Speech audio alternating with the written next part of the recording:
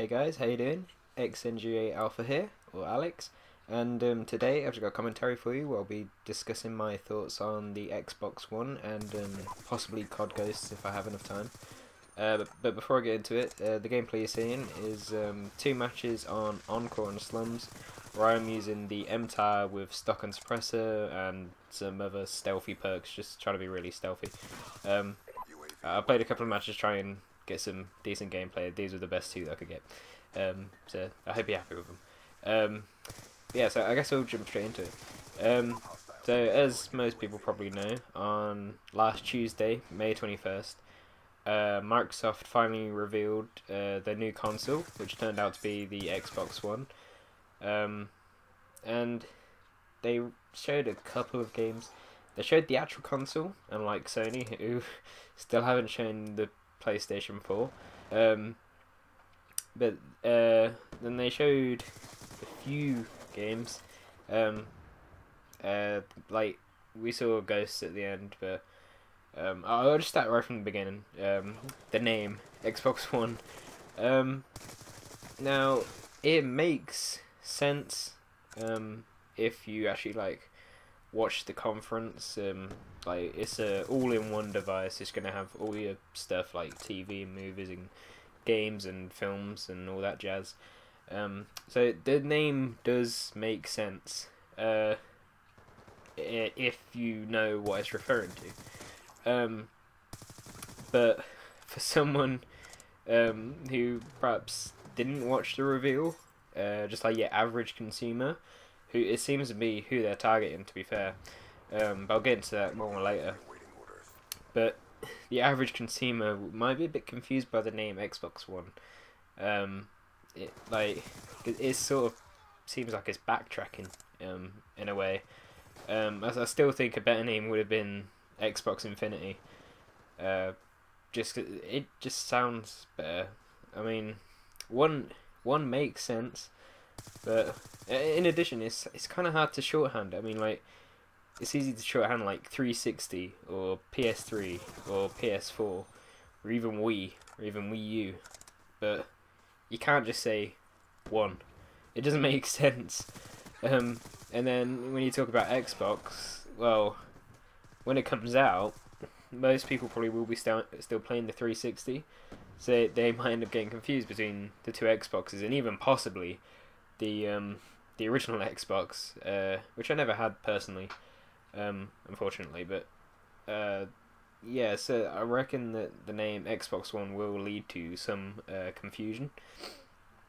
As for what they actually showed, well, the hardware itself sounded pretty good. I imagine that games will be able to run pretty well on there. My theory is that it isn't. By the time that the actual console comes out, it won't quite be at the highest standard compared to the highest level PCs.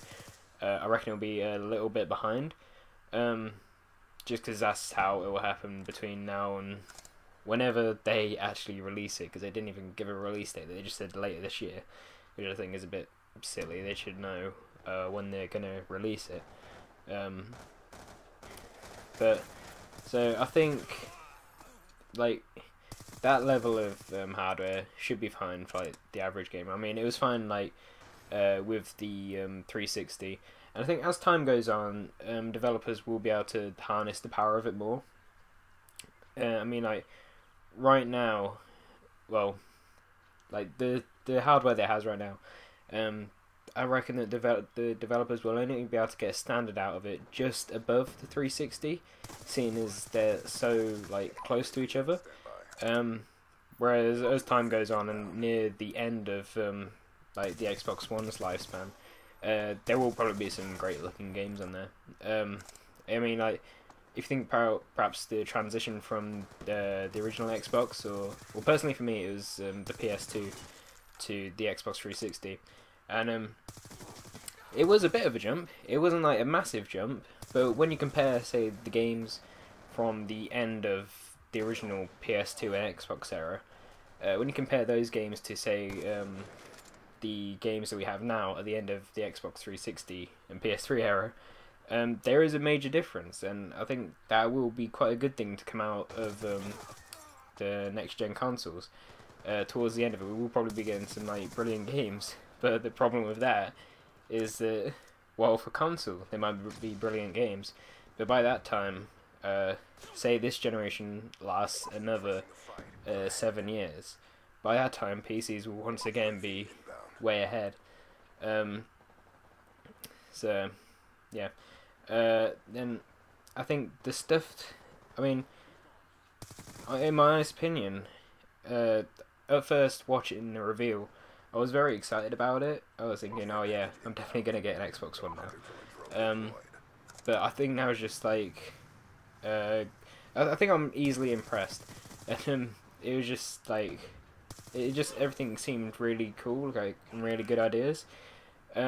But now, after a couple of days, being able to look at what the internet thinks to sort of influence my opinion, I guess, because I seem to be easily swayed by the majority opinion, but that's usually only if I actually agree with it.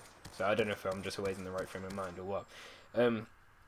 But looking back at the sort of stuff they did show, it sort of put me off of getting one, because a lot of the stuff that they showed, like the fact that there's so much integration with like TV and music and films and that, and I get that, because they obviously want to be like the main device in the household.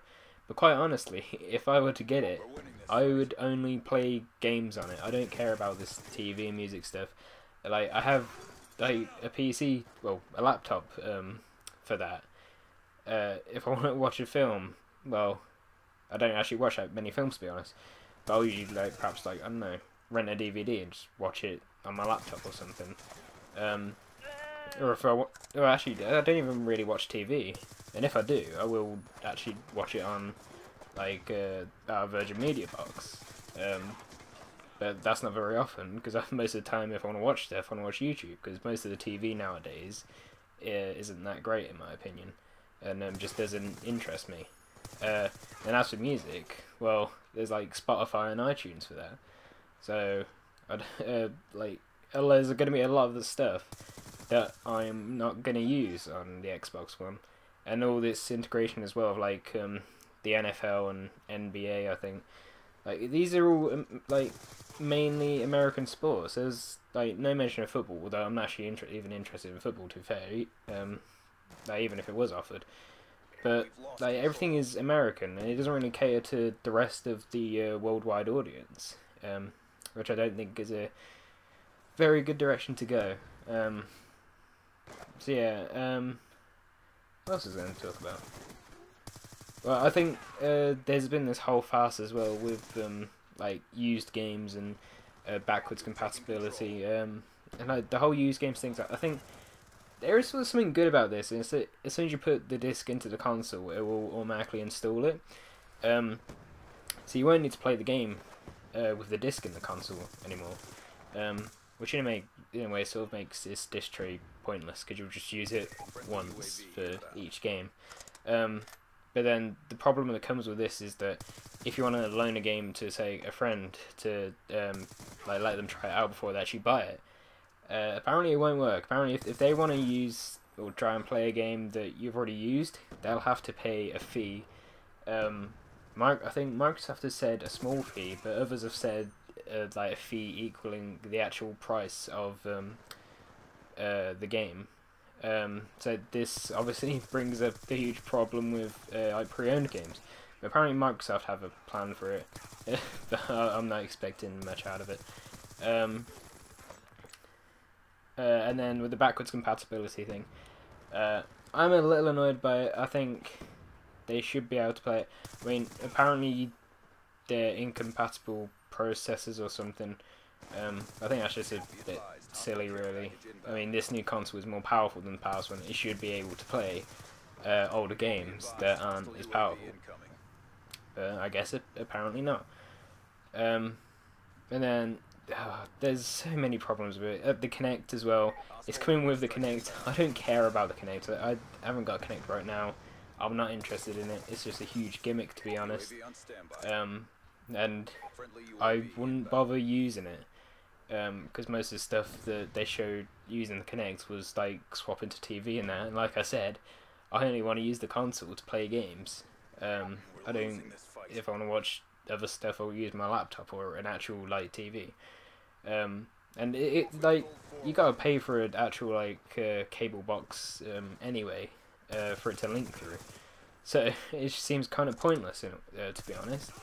And then there's this thing of it's meant to be always online. I'm rushing at this point because there's not much time left in the gameplay. But apparently it's meant to be always on, or it will check 24 hours a day. No, every 24 hours to make sure that you're connected. And that's just silly because it's also cutting out like those serving in the military. Because as I heard, they like to play games. They play like the classic way, like a couple of friends, like 4-player split screen or something. But they're not going to get very good connection out there in like Afghanistan. So then, therefore, the Xbox One isn't going to work for them. So they're cutting out another bit of their audience there. And I don't know how much stuff there is. There's not enough time for me to talk about Ghosts. I might make another commentary in a couple of days talking about my thoughts on what we were shown for Ghosts. In short, I think it does look quite promising, to be fair. After all this sort of disappointment that I've gotten out of the Xbox now, or the Xbox One at least, I'm still enjoying the 360 for now. But, I mean, I don't know, I'm so annoyed. I think, in conclusion, right now, I'm not sure if I'm going to bother getting an Xbox One. I might just spend my money on a decent PC and move it over to PC gaming. Until the time comes when we see more of the Xbox One, perhaps at E3 or something, I might change my mind. But for now, I'm probably going to move on to PC, and we'll see what we get out of E3. But that's about it, guys. I hope you've enjoyed the video. I'll speak to you later.